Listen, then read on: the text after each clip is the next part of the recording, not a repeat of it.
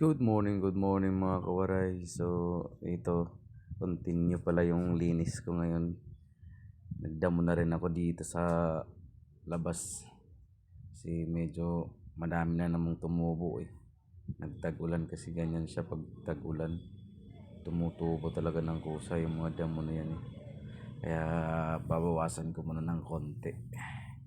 Kasi pag di ko binunot to, pagbalik ko nito sa susunod na linggo, matataas na yan, marami na uli yan.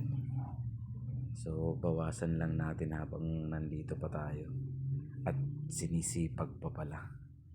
Minsan lang sipagin si Kawaray, kaya lubos-lubosin na natin hanggang labas. So ayan, medyo matigas pa namang bunutin yan.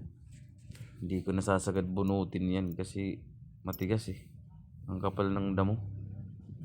So ayan, walisan na lang natin para malinis ng konti. So, salamat sa panonood. Ingat-ingat po tayo lagi.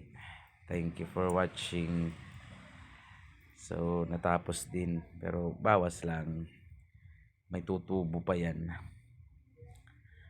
So, thank you. Yan lang. Bye-bye.